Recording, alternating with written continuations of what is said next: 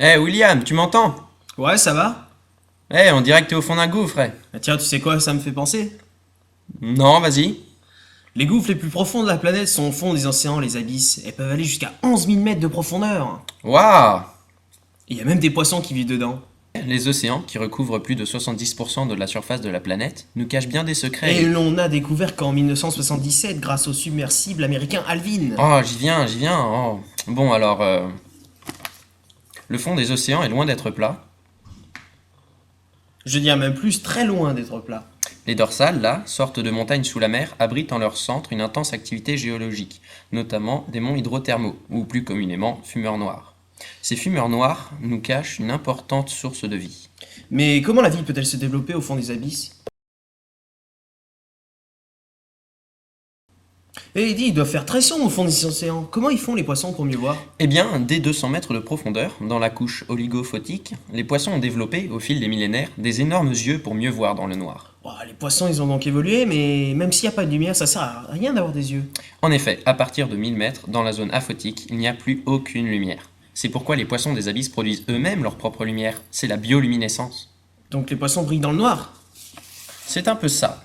Certaines cellules de la peau sont capables de produire la lumière grâce à une réaction chimique. Ce poisson-là, par exemple, attire ses proies avec une petite lanterne sur la tête. Waouh! Mais au fait, il n'y a pas que des poissons dans les abysses. À part quelques crustacés dans les profondeurs, non. À part quelques crustacés dans les profondeurs, ces animaux n'ont pas vraiment besoin d'yeux, comme le concombre de mer ou les riftia, de sortes de grands vers tubicoles de près de 2 mètres de long. Donc les poissons des abysses ont développé des énormes yeux et la Et bioluminescence. ce n'est pas tout, il n'y a pas que la lumière qui décroît avec la profondeur, il y a aussi l'oxygène par exemple. Tu veux dire qu'en plus, ils ont des super branchies? L'eau en profondeur est 10 à 20 fois plus faible en oxygène qu'une eau bien aérée. Alors, les poissons abyssaux consomment bien moins que nous? On pense que oui, leur organisme supporte aussi les eaux toxiques à proximité des fumeurs noirs, qui sont chargés en métaux lourds. Toxiques, mais pourquoi? Tu te rappelles les fumeurs noirs sur les dorsales? Est-ce que ça serait leur fumée qui est chargée en particules toxiques? Oui, en évacuant la chaleur de la Terre, l'eau rejetée par les fumeurs est chargée en particules de métaux, manganèse, fer, zinc et gaz dissous, sulfure d'hydrogène, méthane. Non mais attends une seconde là. C'est toxique pour nous, mais apparemment les poissons s'en accommodent bien. Ouais. Est-ce que ça serait des super poissons? Oui, mais pour l'instant, on ne sait pas grand-chose de plus sur ce sujet. Ah, c'est normal, c'est pas tous les jours qu'on a l'occasion d'aller faire des mesures au milieu de l'océan. T'imagines un peu les moyens qu'il faudrait? Ouais, ce n'est pas dans notre budget.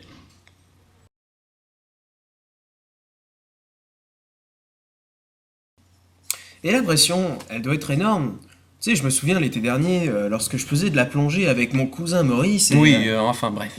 La pression est absolument énorme, à l'ordre de 525 kg par centimètre carré dès 5200 mètres de profondeur. Attends un petit peu là. T'es vraiment sûr de ce que tu dis? Et oui, c'est-à-dire que tu serais aussi fin qu'une feuille à cette profondeur. Mais pourtant, les poissons des abysses, enfin, tu vois bien quoi, eux ils sont un petit peu en trois dimensions, pas comme les poissons de la cantine. Eh bien, c'est simple. Ces poissons sont habitués à vivre dans de telles conditions depuis des millénaires, et leurs organes ont évolué aussi, comme leurs yeux ou leur peau. Ah, mais je comprends vraiment pas comment ils ont pu faire. Eh bien, c'est plutôt simple. Leurs organes sont gonflés à blocs d'eau, et leurs membranes sont très élastiques. Par exemple, nous sommes composés à 70% d'eau, les poissons bien plus, à l'ordre de 95%. Mais pourtant, l'eau ne compresse pas l'eau, donc. Ah bah oui, leurs organes sont préservés. Et oui, mais c'est aussi pourquoi les poissons des abysses ne survivent pas à une remontée en surface. Un petit peu comme les plongeurs, lorsqu'ils remontent trop vite à la surface, on.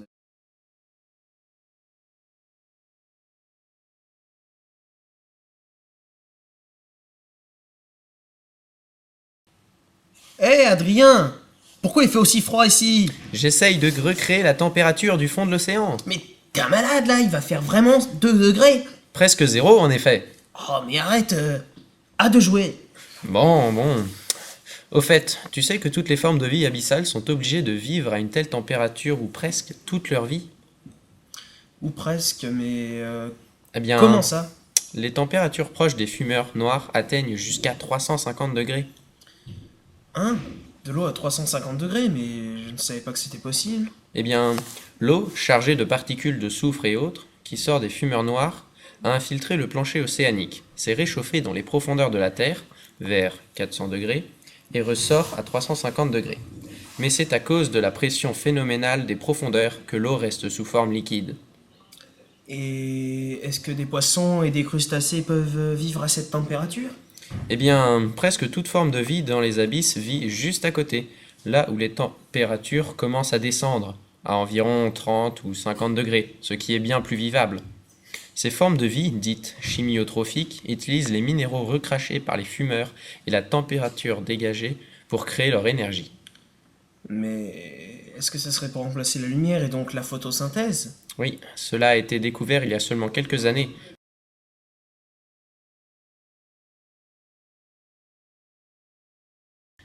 Tous ces poissons sont bien étranges. Et encore, tu n'as pas vu les plus étranges. Comme celui-là? Ah oui, cette espèce de limace orange, c'est un concombre de mer ou holoturie. C'est en sorte le principal nettoyeur de cadavres, de plancton ou autres détritus du fond de l'océan. Et il représente environ 50% des formes de vie à 4000 mètres de profondeur, et jusqu'à 90% jusqu'à 8000 mètres. C'est exact, mais regarde plutôt celui-là.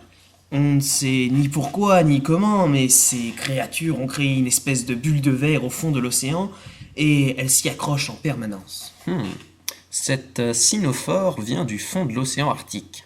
Elle est apparentée aux méduses. C'est en fait une colonie de bulles qui vivent comme un seul animal.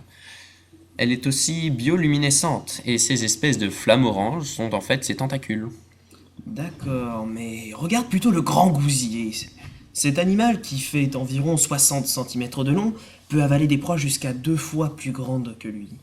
Comme les proies sont rares dans les abysses, mieux vaut attraper les plus grosses quand l'occasion se présente. Et regarde-moi cette taille de gueule. Impressionnant! Mais pas autant que le poisson qui marche au fond de l'eau. Le tripode utilise ses excroissances de ses nageoires pour se propulser quand il se repose sur le fond de l'océan.